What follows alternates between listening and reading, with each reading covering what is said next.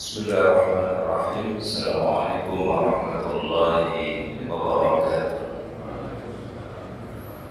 Alhamdulillahirabbil alamin. Nahmaduhu wa nasta'inuhu wa nastaghfiruh wa na'udzu billahi min shururi anfusina wa min sayyiati a'malina. May yahdihillahu fala mudilla lahu wa may yudlil fala hadiya lahu. Asyhadu an la ilaha illallah wahdahu la syarika lahu. أشهد أن محمدا عبده ورسوله لا نبي بعده. اللهم صل وسلم وبارك على هذا النبي الكريم نبينا محمد بن عبد الله وعلى آله وأصحابه ومن والاه أما بعد. سبحانك لا علم لنا إلا ما علمتنا إنك أنت العليم الحكيم. رضيت بالله ربا وبالإسلام دينا محمد صلى الله عليه وسلم نبيا.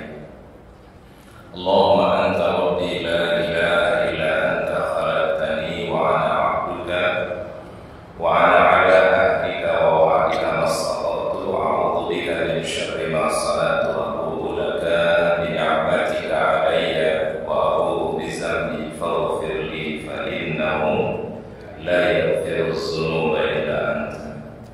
Hadirin kaum muslimin jamaah salat subuh yang dirahmati Allah Ta'ala. Alhamdulillah, marilah senantiasa kita panjatkan puji syukur kepada Allah Subhanahu wa Ta'ala atas segala curahan rahmatnya, ridha-Nya kepada kita semua, terutama nikmat iman dan Islam, iman sehat dan kesempatan. Di pagi hari ini kita bisa memenuhi panggilan Allah Ta'ala melaksanakan salat subuh berjamaah.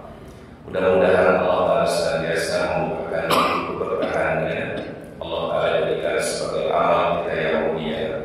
Lebih kita berada pada bulan Sya'ban seperti yang disampaikan oleh Rasulullah SAW. Dzaka syahrun yaghfalu anhu an-nas wa syahrun yurfa'u fihi al-a'mal wa uhibbu an yurfa'a amali wa ana sha'imun.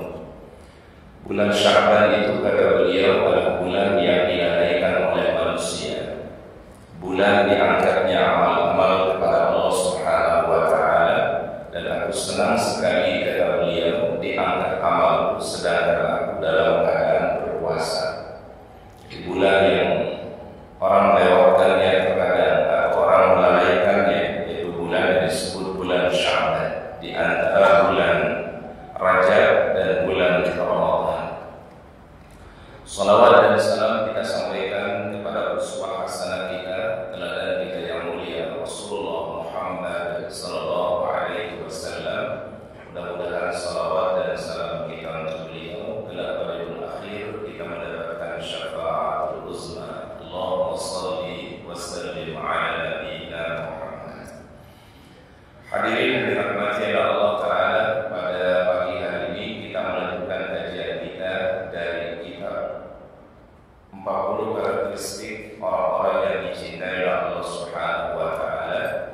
Kita akan masuk pada golongan berikutnya, adalah orang-orang yang menjaga silaturahim dengan arham mereka, ya, menjaga silaturahim dengan arham mereka. Ada sebuah hadis sahih yang diriwayatkan dari Imam Al-Bukhari dan juga oleh Imam Muslim. Seorang laki-laki dari Bani Khatqam, ia berkata, "Ataitun Nabiy sallallahu alaihi wasallam wa huwa fi nafarin min ashabi." Satu ketika, kata laki-laki ini, aku pernah mendatangi Nabi sallallahu alaihi wasallam dan beliau sedang berada di tengah-tengah para sahabatnya. Faqultu, lalu aku berkata kata laki-laki ini, "Anta alladhi taz'umu annaka Rasulullah." Apakah engkau yang mengaku sebagai utusan Allah Subhanahu wa Ta'ala? Kemudian beliau menjawab, "Qala kuntu na'am." Ya, maka Rasul mengatakan na'am. Ya, na'am artinya iya. Ya. Jadi ketika laki-laki bertanya apakah engkau seorang utusan Allah, maka Rasul menjawab na'am, iya.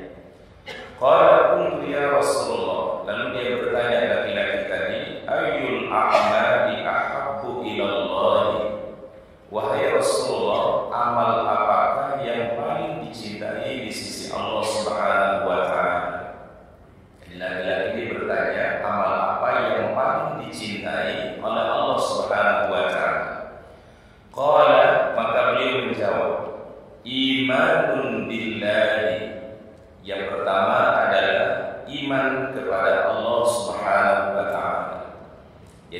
keimanan seseorang kepada Allah, beriman kepada Allah Subhanahu wa Ta'ala. Jadi keimanan seseorang kepada Allah Ta'ala, beriman dalam tauhid rububiyahnya, tauhid uluhiyahnya, beriman pada tauhid asma wa sifatnya, itu merupakan amal yang paling dicintai oleh Allah Subhanahu wa Ta'ala. Tidak ada yang paling mulia ya satu amal di sisi Allah kecuali keimanan atau tauhid. Kemudian laki-laki ini bertanya lagi Rasulullah SAW, apalagi amal yang paling dicintai oleh Allah? Silaturahim, yaitu menyambung tali silatul arham atau silaturahim. Para ulama di sini menjelaskan kalimat al-arham di dalam bahasa Arab itu adalah yang dimasukkan orang-orang yang memiliki hubungan nasab dengan kita. Kedua orang tua, saudara laki-laki, saudara perempuan, paman, bibi, dan anak-anak mereka. Jadi yang disebut di dalam bahasa Arab dengan sebutan arham, ya. Bentuk mufradnya rahim, ya. Jadi rahim itu mufradnya, jamaknya adalah arham, ya.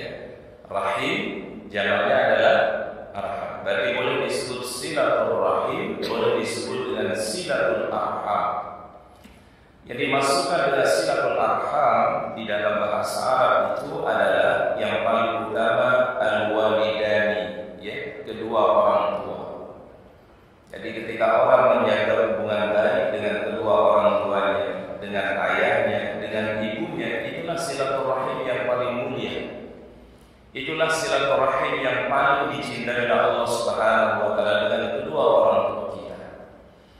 Oleh karenanya minimal doa yang diajarkan di dalam Al-Quran adalah Rabbil firli warhamni, Rabbil firli waliwalidayya warhamhuma kama rabbayani shaghira. Atau di Al-Quran lebih disingkatkan lagi Rabbirhamhuma kama rabbayani shaghira. Kemudian silaturahim yang kedua adalah kepada saudara kandung, ya, saudara laki-laki ataupun saudara perempuan, ya, al-akh dan al-ukh, ya. Jadi kalau laki-laki, saudara laki-laki disebut dengan al-akh, kalau saudara perempuan disebut dengan al-ukh. Jadi siapa saja yang menjaga hubungan baik dengan saudara laki-lakinya atau menjaga hubungan baik dengan saudara perempuannya, itulah silaturahim yang paling dicintai oleh Allah Subhanahu wa Ta'ala. Berarti dengan saudara yang sedara, ya. Kemudian berikutnya adalah silaturahim yang paling utama kepada al-a'mam, kepada paman-paman kita, baik dari arah bapak, dari jalur bapak ataupun dari jalur ibu, ya. Kalau dari jalur bapak disebut dengan al-a'mam, kalau dari jalurnya ibu disebut dengan al-khal, ya. Jadi kalau saudaranya ayah itu disebut dengan a'mam, kalau saudaranya ibu yang laki-laki disebut dengan al-khal, ya. Paman dari arah ayah atau dari nasabnya ayah. Yang kedua adalah paman dari siapa? Dari ibu, disebut dengan khal. Kemudian berikutnya adalah bibi, baik dari ayah, arah ayah ataupun bibi dari ibu kita, ya. Jadi bisa bibi yang dari ayah, berarti saudara perempuannya ayah, atau saudara perempuan dari ibu kita, disebut dengan khalatun. Jadi amatun khalatun. Nah, jadi dibedakan dalam bahasa Arab itu, ya. Kalau dari pihak ayah, dari pihak ibu itu berbeda namanya, ya. Kalau dari pihak ayah disebut dengan a'mam, paman laki-laki. Kalau bibi disebut dengan ammatun. Kalau dari pihak ibu yang laki-lakinya disebut dengan khalun, kalau yang pihak perempuan disebut dengan khalatun. Ya, kalau kita mah umumnya sebutnya sama, ya. Paling cuma mungkin yang lebih besar sama yang kecil biasanya kalau di kita, Pak. Ya. Tapi kalau dalam bahasa dibedakan, dari ayah beda, dari ibu beda, ya. Tapi kedua-duanya disebut dengan paman dan bibi, baik dari pihak ayah ataupun dari pihak siapa? Ibu. Kemudian berikutnya, dan anak-anak mereka, anak-anaknya paman dari ayah atau anak-anaknya paman dari ibu. Ini disebut dengan berarti sepupu-sepupu kita, baik dari pihak ayah, baik saudaranya yang laki-laki, saudaranya perempuan, atau dari pihak ibu yang saudaranya laki-laki ataupun saudaranya perempuan. Anak-anak mereka itu pun juga menjadi hubungan silaturahim dengan kita. Nah, ini kalau disimpulkan silaturahim itu sangat terbatas maknanya sebenarnya. Pertama adalah kedua orang tua, ya. Kemudian saudara laki-laki. Yang berikutnya yang ketiga saudara perempuan, ya. Kemudian berikutnya paman, ya. Bisa dari pihak siapa? Pihak ayah, atau juga paman bisa dari pihak ibu. Kemudian berikutnya yang kelima adalah yaitu bibi. Bibi dari pihak ayah atau bibi dari pihak siapa? Ibu. Lalu yang keenam yang terakhir adalah anak-anaknya paman dan anak-anaknya bibi, baik dari pihak ayah ataupun dari pihak ibu. Ini yang disebut dengan silaturahim atau silatul arham, ya.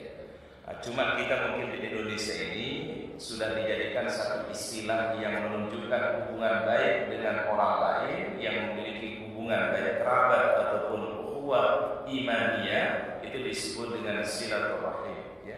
Tapi kalau kita kembali ke konteks bahasa Arabnya, silaturahim itu maknanya sebenarnya adalah yang masih memiliki hubungan apa-apa nasab dengan kita, ya. Kalau yang mungkin tidak memiliki hubungan nasab dengan kita disebut dengan al-ukhuwah al-imaniyah, ya, persaudaraan yang didasari karena apa? Iman, ya. Ini yang dulu dilakukan oleh Rasulullah SAW. Jadi kalau kita baca dalam sejarah, Rasulullah SAW ketika beliau tiba di kota Madinah Munawwarah, di kota Yasrib, beliau pertama kali membangun masjid, yaitu yang namanya Masjid Quba. Setelah beliau membangun Masjid Quba, beliau mengumpulkan para sahabat di Masjid Quba. Lalu dipersaudarakan antara saudara al-muhajirin, orang muhajirin dan orang ansar, ya. Muhajirin dan ansar dipersaudarakan, dan persaudaraan mereka terikat dengan kalimat la ilaha illallah. Persaudaraan didasari karena iman, al-ukhuwah al-imaniyah, persaudaraan yang didasari karena iman.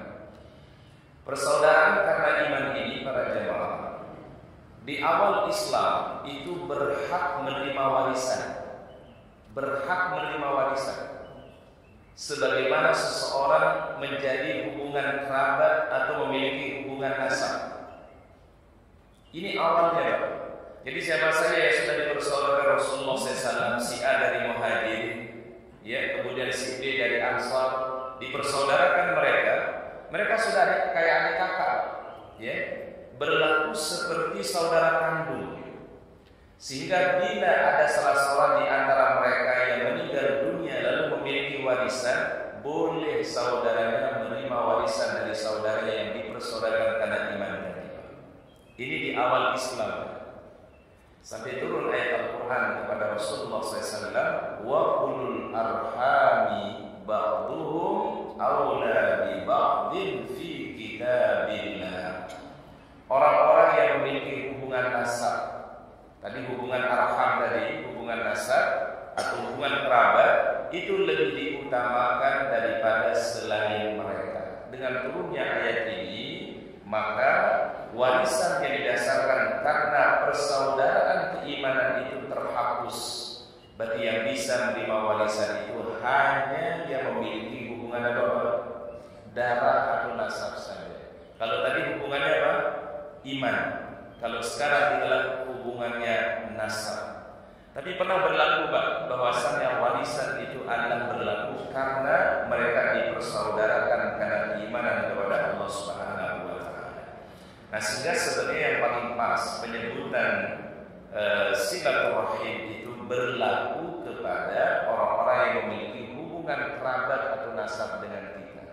Kalau yang selainnya bisa disebut dengan silatul ukhuwah, ya, menyambung tadi ukhuwah, ya, atau al-ukhuwah al-imaniyah. Itu sebutannya kalau selain selain keluarga, ya. Namun di kita sekali lagi sudah menjadi bahasa umum, ya, sudah menjadi uruf, ya. Walaupun tidak memiliki hubungan kerabat, kita sebut menjaga silaturahim, ya. Ini mungkin memaknainya sebenarnya maknanya adalah silatul ukhuwah al-imaniyah, itu menyambung hubungan keimanan kepada Allah Subhanahu wa taala.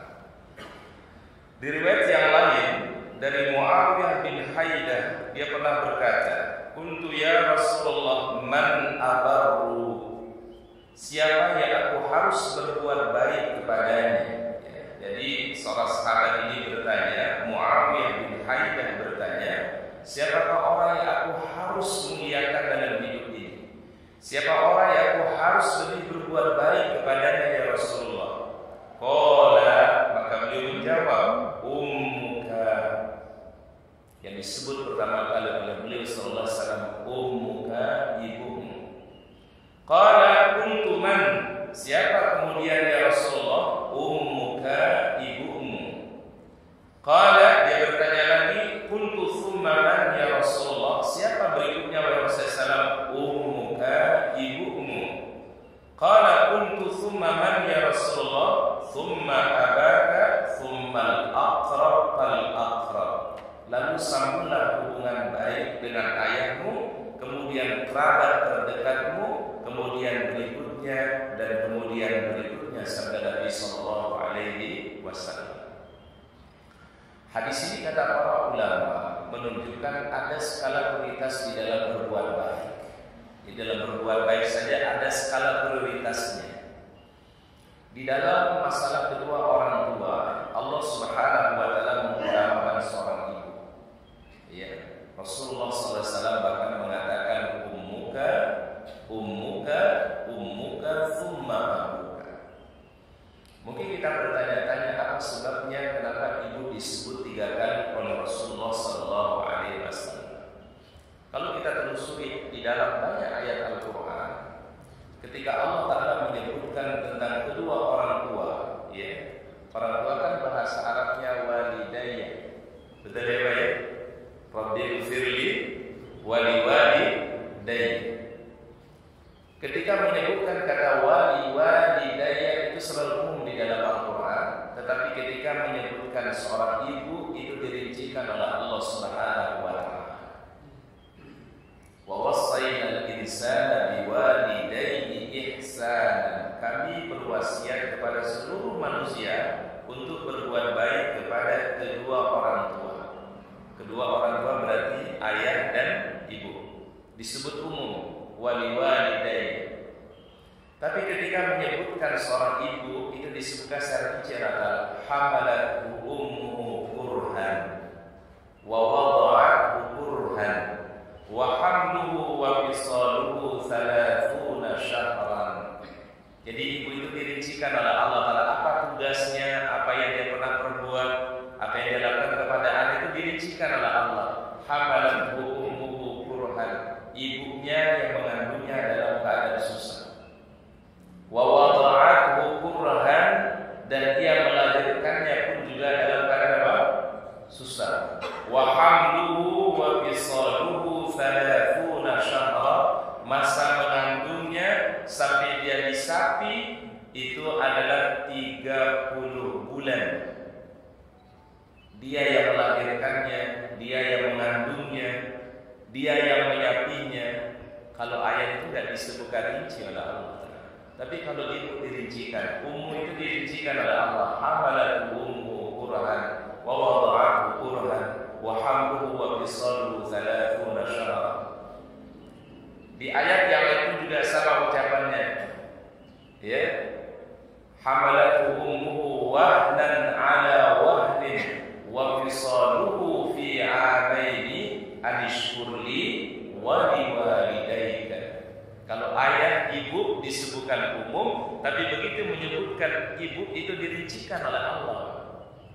Nah, inilah kemudian rahasianya kenapa Rasul sampai menyebutkan ibu itu sebanyak 3 kali, ummuka, ummuka, dan ummuka.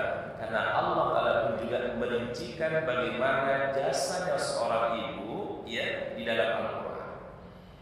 Dan ini sekali lagi adalah kata para ulama prioritas di dalam berbuat kebaikan. Bukan berarti mohon maaf berarti ayah tidak memiliki peran, bukan. Ya, jadi para bapak jangan protes, ya Pak ya. Kita sebagai seorang laki-laki suami jangan protes, ya. Ini karena yang memberikan petunjuk adalah Al-Quran, ya.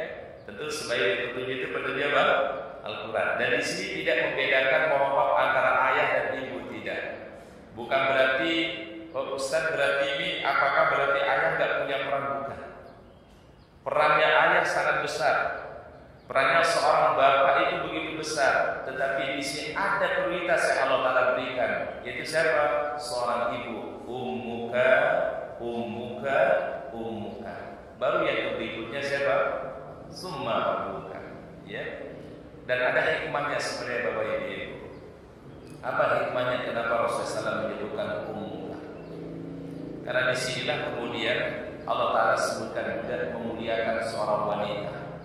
Ya, jadi bukan hanya terkait tentang seorang ibu, tetapilah memuliakan seorang perempuan atau wanita. Karena kenapa?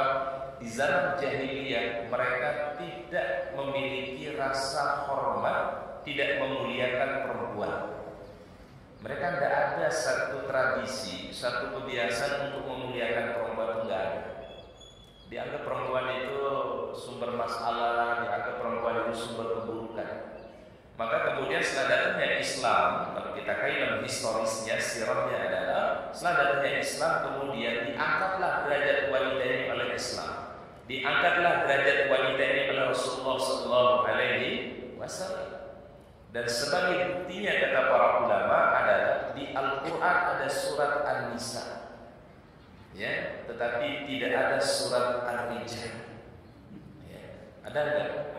Kalau Ustaz Rijal ada. Ya, tapi surat Ar-Rijal tidak ada. Tapi surat An-Nisa ada nggak, Pak? Ada, bahkan termasuk kategori tiwalus suwar, surat yang panjang di dalam Al-Quran.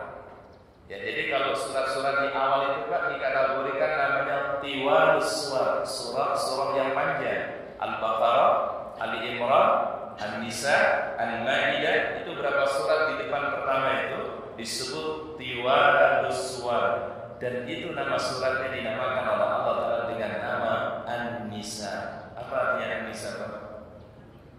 Wanita, perempuan, ya.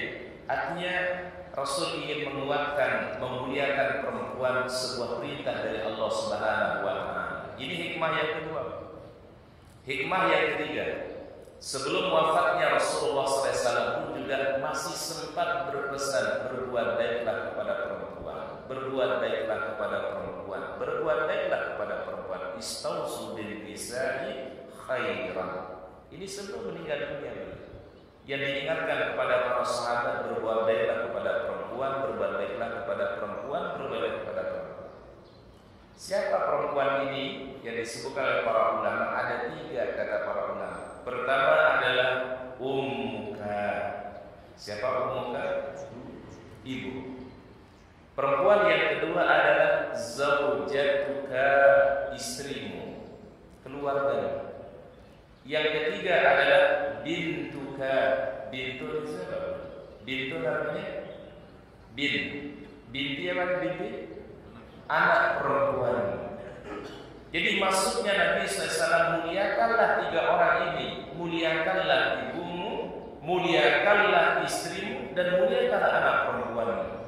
Maka siapa yang memuliakan 3 orang ini, wanita yang mulia ini, Allah akan memuliakan kehidupannya. Itulah yang kemudian Rasul berpesan, istausu bin nisa'i khairan. Aku berpesan kepada kalian, berbuat baiklah kepada mereka, berbuat baiklah kepada wanita, kata Rasulullah SAW. Ini hikmah yang kita bisa ambil dari mengapa Rasulullah SAW sampai menyebut 3 kali. Penyebutan 3 kali tidak berarti tidak ada makna, pasti ada maknanya, ya. Jadi pengulangan, satu pengulangan di dalam bahasa Arab itu punya makna, ya. Apalagi ini Rasul ulangi sampai berapa kali, Pak? 3 kali, ummuka, ummuka, ummuka. Ini begitu mulianya wanita di sisi Allah Subhanahu wa taala. Di riwayat yang lain dari Abu Dzar radhiyallahu anhu, dia berkata Rasulullah sallallahu alaihi wasallam pernah bersabda, "Innakum sataftahuna Misra." Sesungguhnya kalian nanti akan menaklukkan Mesir. Jadi Rasul semasa hidup itu sudah memprediksikan, Pak, sudah menyampaikan akan ditaklukkan beberapa wilayah oleh kaum muslimin, termasuk diantaranya adalah Mesir. Ya, karena dulu dia memiliki raja namanya Maqawqis namanya, Pak. Jadi kalau Mesir itu punya raja namanya Maqawqis. Ceritanya adalah Rasulullah SAW kirim beberapa surat kepada beberapa raja penguasa saat itu. Jadi dakwahnya Nabi itu bukan hanya untuk para sahabat, tapi sampai penguasa pun juga didakwahi oleh Rasulullah SAW. Kalau kita baca dalam sirah itu para jamaah, Rasul mengirim surat ke beberapa raja. Pertama raja Romawi, namanya adalah yaitu Kaisar Rum. Ya, jadi kalau Romawi namanya Kaisar Rum.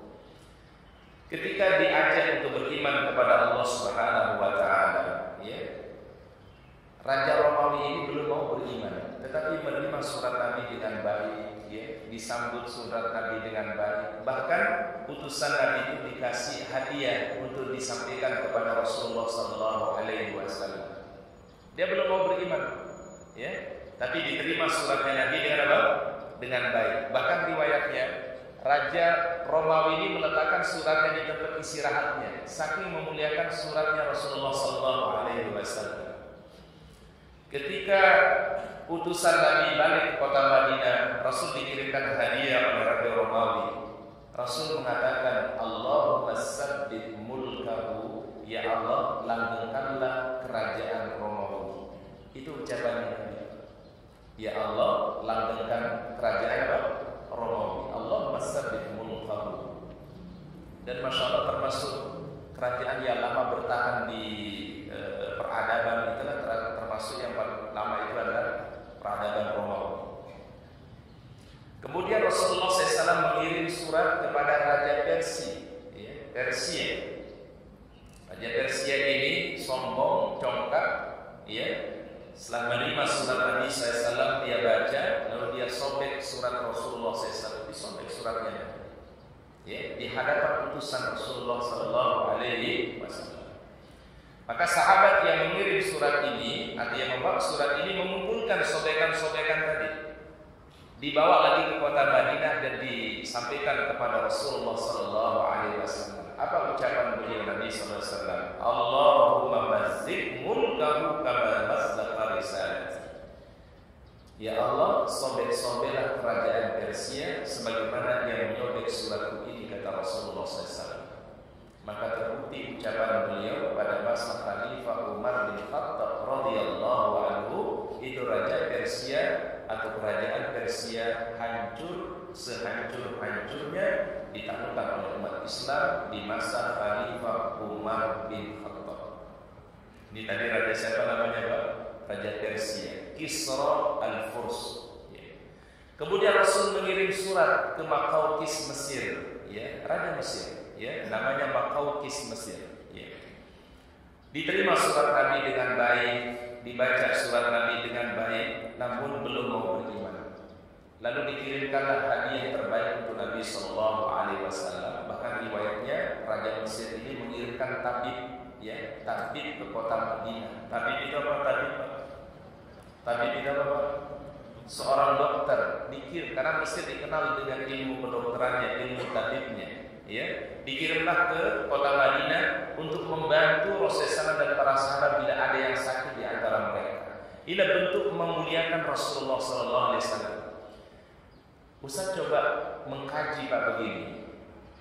Ternyata kesimpulannya Pak, siapa saja yang memuliakan Nabi, walaupun dia tidak beriman kepada Allah, itu pasti dimuliakan oleh Allah. Kami ulangi sekali lagi Pak. Siapa saja yang memuliakan Nabi, menghormati Nabi, hatta dia non muslim, hatta dia tidak beriman kepada Allah, Allah Ta'ala memuliakan dia. Karena kenapa? Karena dia memuliakan Nabi Muhammad SAW. Oleh karena itu diceritakan ketika Rasulullah SAW mengabarkan kepada para sahabat, innakum sataftahuna Misra, kalian akan menaklukkan Mesir. Karena memang Mesir juga negara yang paling terdekat dari Madinah, ya. Wahya ardul yusama fiha al-Qirat, di mana pada negara tersebut ada daerah yang bernama Qirat. Jadi di Mesir itu ada satu wilayah kata Nabi namanya Qirat. Kalau Qirat biasanya ada penyebutan untuk Uhud, ya. Kan kalau orang sholat jenazah pahalanya berapa Pak? 1 Qirat. Itu penyebutan biasa disebut Nabi SAW kalau orang sholat jenazah.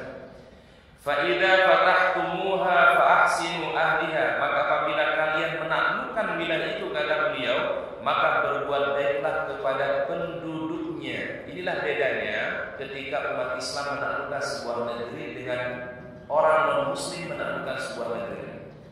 Kalau Islam menaklukkan sebuah negeri itu, ya tidak ada yang dihancurkan, tidak ada peradaban yang dirusak. Bahkan mereka diberikan kebebasan untuk memeluk agama yang mereka yakini. Ya, dan Mesir kita kenal adalah di situ pemeluk agamanya namanya Koptik. Ya, apa namanya Pak? Koptik. Ya, Kristen Koptik namanya. Ya, Al-Qibti. Ini dari zamannya Nabi Musa alaihissalam. Dikenal satu suku besar di situ namanya suku Al-Qibti. Maka Rasul mengatakan, apabila kalian menaklukkan wilayah itu, maka berbuat baiklah kepada penduduknya. Ya. Kemudian apa kata beliau? Fa inna lahum dhimmatan wa rahiman, karena mereka memiliki perlindungan dan hubungan rahim. Karena satu di antara mereka kuat hubungan rahimnya. Au qala dhimmatan wa sihra, atau beliau bersabda perlindungan dan perkawinan. Jadi orang Mesir itu dikenal dengan mereka sangat menjaga hubungan nasabnya, hubungan perkawinannya, sangat kental sekali mereka untuk menjaganya. Suku ini atau bangsa ini yang disebut dengan bangsa Kinana. Ya. Jadi kalau kita baca sejarah, kalau disebut Kinana itu berarti bangsa Mesir. Ya. Bangsa yang memiliki peradaban yang lama, peradaban panjang. Ya. Dan Mesir ini pernah ditaklukkan oleh peradaban yang banyak sekali. Agama di situ banyak yang pernah dilewati. Ya. Di situ pernah menganut Nasara, menganut Yahudi, ya. Dan sampailah ditaklukkan di masa sahabat Rasulullah SAW. Kemudian Mesir menjadi kiblat atau menjadi menara ulama di situ, ya. Bahkan dibangun sebuah universitas yang paling besar, ya. Mungkin universitas kedua tertua di dunia, Al-Azhar Syarif, ya. Universitas namanya Al-Azhar, ya. Lahir ulama-ulama yang luar biasa dari Mesir. Ini apa yang disampaikan Nabi SAW luar biasa terjadi. Ya, dan beliau sudah prediksikan sekalian itu akan menaklukkan wilayah yang namanya Misr. Disebut dengan negeri apa tadi? Kinana. Ya, jadi boleh disebut dengan Mesir, boleh juga disebut dengan apa? Kinana. Kemudian Allah Subhanahu wa taala firmankan di surat An-Nisa, ya, ayat yang ke-36. Wa'budullaha wa la tusyriku bihi syai'an wa bil walidaini ihsanan wa bizil qurba. Sembahlah Allah dan jangan engkau melakukan persekutuan kepadanya dengan sesuatu apapun. Wa bil walidaini ihsanan, dan berbuat baiklah kepada kedua orang tua, yaitu ibu bapa. Wa bizil qurba, dan kaum kerabatmu. Jadi di ayat ini ada 3 perintah dari Allah Subhanahu wa taala. Pertama adalah beribadah hanya kepada Allah dan tidak boleh melakukan perbuatan kesyirikan. Tidak boleh berbuat kesyirikan kepada Allah Ta'ala. Yang kedua adalah wabil walidaini ihsana, berbuat baik kepada kedua orang tua ihsan. Bahkan perbuatan baik kepada orang lain tidak boleh putus, Pak. Baik dia masih hidup ataupun sudah meninggal dunia, tidak boleh putus berbuat baik. Lalu di mana cara berbuat baiknya ketika orang tua sudah tidak ada? Kan keberbaktian itu tidak ada istilahnya habis. Keberbaktian kan terus diperintahkan oleh Allah Ta'ala. Maka caranya kata Nabi SAW, ad-du'a ulahuma, yaitu doakan kedua orang tua. Itu cara kita berbakti, berbuat baik, albir kepada kedua orang tua setelah mereka sudah tidak ada. Wal istighfar lahuma, mintakan ampunan kepada Allah. Allahumma ighfir lahu warhamhu wa'afihi wa'fu anhu. Ini yang kita ulang-ulangi terus, Pak. Habis sholat kita baca, waktu sujud kita baca, ya. Kapan kita ingat kita doakan, kirimkan doa-doa yang terbaik kepada beliau. Allahumma ighfir lahu warhamhu wa'afihi wa'fu anhu. Inilah yang akan mengangkat derajat orang tua di alam kuburnya, Pak. Jadi orang tua itu yang ditunggu-tunggu itu kalimat ini, Pak. Setiap kalimat ini dibaca kata Nabi SAW, orang itu akan diangkat derajatnya di alam barzakhnya, di alam kuburnya. Sang orang itu berkata, ya Allah, bagaimana aku mendapatkan kedudukan yang mulia ini? Apa kata Allah Ta'ala? Sungguh anakmu ada yang selalu memintakan ampunan kepadamu, ya Sayyidina.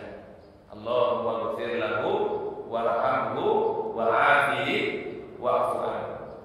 Yang ketiga kata Nabi SAW, wa wafa'u nazarihima. Kalau beliau punya nazar, kalau beliau punya hajat yang mungkin belum kesampaian, tolong nazar beliau, hajat beliau kita yang tunaikan. Itu cara berbakti kepada orang tua. Ya, bahkan sebagian para ulama mengatakan bila orang itu berhaji, berumrah, jangan lupa niatkan mudah-mudahan para haji umrahnya dan disampaikan kepada orang tuanya. Ya, kan bermanfaat amal-amal soleh yang dia lakukan, termasuk hajinya, termasuk umrahnya. Ya, kemudian yang keempat adalah kata Rasulullah, silatul arham allati la tusal illa bihima. Sambung hubungan baik saudara orang tua. Orang tua kan punya saudara, Pak. Ya tadi yang disebut paman kita, bibi kita, baik dari pihak ayah ataupun dari pihak ibu. Orang tua meninggal dunia, jangan sampai putus hubungan dengan saudara orang tua, baik dari pihak ayah ataupun saudara dari pihak ibu. Nah, mungkin bisa saja, mohon maaf, begitu orang tua meninggal dunia, terkadang mungkin bisa jadi orang itu terkadang putus hubungan dengan saudara orang tuanya. Ya, padahal dengan meninggal orang tuanya, meninggal kedua orang tuanya misalnya adalah dia punya orang tua sambung sebenarnya, yang dia kedudukannya sama dengan orang tuanya. Ya, siapa dia? Pamannya yang masih hidup, bibinya yang masih hidup, itu setara dengan kedua orang tuanya. Berarti artinya adalah ketika dia berbuat baik kepada pamannya, sama artinya dia berbuat baik dengan siapa? Ayahnya sendiri. Ketika dia berbuat baik kepada ibunya, ya kepada bibinya, sama artinya dia berbuat baik juga kepada orang tuanya. Dan ini masya Allah kemuliaan yang diberikan oleh Islam. Mungkin kita tidak akan pernah temukan syariat yang semulia dan sehebat daripada Islam. Ini orang tua kita udah nggak ada, tapi kita masih punya orang tua yang lain, yang kedudukannya adalah ketika kita berbuat baik kepada mereka, sama dengan kita berbuat baik kepada orang tua kita yang apa namanya asli. Ya, siapa tadi? Paman dan bibi kita. Dan inilah masya Allah yang selalu dijaga oleh Rasulullah SAW. Makanya Nabi SAW itu sangat mencintai paman-paman beliau, Pak. Ada paman beliau namanya Al-Abbas. Ya, Abbas ini, Pak, yang punya anak namanya Abdullah bin Abbas. Bahkan sampai Rasul pernah mengajarkan sholat tasbih kepada paman beliau Al-Abbas. Ini disebutkan dalam hadis sahih, Pak. Ya, hadis sahih dengan banyak riwayat dari Nabi SAW tentang fadilah sholat tasbih. Yang pertama kali diajarkan kepada paman beliau namanya Al-Abbas. Jadi kurang lebih kata Nabi SAW, ini hadisnya panjang, disebutkan dalam hadis sahih dan disebutkan oleh Imam Al-Albani. Apa kata beliau? Wahai pamanku, aku tidak bisa memberikan apa-apa kepada anda, ya. Tapi saya ingin memberikan satu amalan. Kalau kau lakukan amalan ini, Allah telah ampuni dosamu yang lalu, yang akan datang, yang tampak, yang tersembunyi, yang kecil ataupun yang besar, yang disengaja ataupun yang tidak disengaja, wahai pamanku. Kemudian kata Rasul, "Antusalliya arba'a raka'atin." Salatlah 4 rakaat. Ya, berapa rakaat kata Nabi? 4 rakaat. Taqra'u fi kulli raka'atin Fatihatal Kitab wa suratan. Setiap rakaatnya bacalah Al-Fatihah dan membacakan suratnya bebas, tidak ditentukan oleh Nabi Sallallahu Alaihi Wasallam. Kemudian setelah membaca Al-Fatihah dan surat, kata beliau baca Subhanallah walhamdulillah wa la ilaha illallah wallahu akbar sebanyak 15 kali. Kemudian ruku, kata Rasulullah SAW, ketika ruku setelah membaca Subhanallah rabbil azim wa bihamdihi, posisi masih dalam badan ruku, baca Subhanallah walhamdulillah wa la ilaha illallah wallahu akbar 10 kali. Kemudian i'tidal, tarfa' min ar-ruku' sami'allahu liman hamidah. Setelah bangun dari ruku, i'tidal, ya baca lagi Subhanallah walhamdulillah wa la ilaha illallah wallahu akbar 10 kali. Kemudian sujud, ya setelah membaca Subhana rabbil a'la wa bihamdihi, baca lagi kata Nabi Subhanallah walhamdulillah wa la ilaha illallah wallahu akbar 10 kali. Kemudian bangun dari sujud, duduk di antara dua sujud. Setelah membaca Rabbighfirli warhamni, posisi masih duduk, kata beliau baca lagi Subhanallah walhamdulillah wa la ilaha illallah wallahu akbar 10 kali. Kemudian sujud yang kedua, ya setelah membaca Subhana rabbiyal a'la wa bihamdihi, posisi masih dalam sujud, baca lagi tasbih Subhanallah walhamdulillah wa la ilaha illallah wallahu akbar 10 kali. Wa anta fa'ina sujud, bangun dari sujud yang kedua, yang kita kenal dalam fikih namanya duduk tumanina. Ya, jadi pas duduk tumanina, kata Nabi baca Subhanallah walhamdulillah wa la ilaha illallah wallahu akbar 10 kali. Maka kata beliau sallallahu, engkau membaca dalam satu rakaat itu adalah 75 tasbihan, 75 kali tasbih. Ya, jadi dalam satu rakaat itu berapa kali tasbih? 75 kali tasbih. Kalau dikalikan menjadi berapa? Berapa? Jadi berapa? Iya, kurang lebih 300 ya. Kurang lebih, ya. Setelah itu kata Rasulullah, kata beliau, kalau memungkinkan engkau lakukan ini salat, kata beliau, fi kulli yawmin marratan if'al. Kalau bisa dilakukan setiap hari, lakukan, kata Nabi. Fa in lam tastati, kalau enggak mampu juga, kata beliau kepada pamannya, lakukan wahai pamanku fi kulli jum'atin marratan. Lakukan dalam satu Jumat. Berarti satu Jumat berarti sepekan sekali, marratan, kata Nabi. Fa in lam tafa'al, enggak mampu juga seminggu sekali, kata beliau, fi kulli syahrin marratan. Dalam satu bulan lakukan sekali. Wa in lam tafa'al, kalau enggak mampu dalam satu bulan sekali, fi kulli sanatin marratan, lakukan dalam setahun sekali. Fa in lam tafa'al, enggak mampu juga setahun sekali, kata Nabi, fi umrika marratan, seumur hidupmu walaupun cuma sekali, kata Nabi. Ini hadisnya sahihun, sahih. Kita amalkan ini. Dan ini pesan Nabi Sallallahu Alaihi Wasallam kepada paman beliau namanya Al-Abbas radhiyallahu anhuma. Paman beliau. Saking cintanya Nabi SAW kepada pamannya, beliau mengatakan, wahai pamanku, aku nggak bisa ngasih harta kepada anda. Saya nggak bisa kasih dunia, tapi saya kasih amalan yang luar biasa. Namanya sholat sunnah tasbih. Aku disebut juga tasabi. Kenapa disebut dengan tasabi? Karena di dalam sholat itu orang memperbanyak ucapan Subhanallah walhamdulillah wa la ilaha illallah wallahu akbar. Minimal, kata Nabi, seumur hidup kita lakukan walaupun hanya sekali saja. Yang bisa setiap hari silakan, yang bisa sepekan sekali silakan, yang bisa sebulan sekali silakan, yang bisa setahun sekali silakan. Biman tadi berapa, Pak? Seumur hidup. Bayangkan, seumur hidup lakukan sunnah ini, kata Rasulullah, walaupun hanya sekali. Baik, wallahu a'lam bishawab. Mungkin itu yang bisa kita kaji pada kesempatan pagi hari ini. Semoga Allah Ta'ala berikan ilmu yang bermanfaat. Allah Ta'ala berikan kita barokah.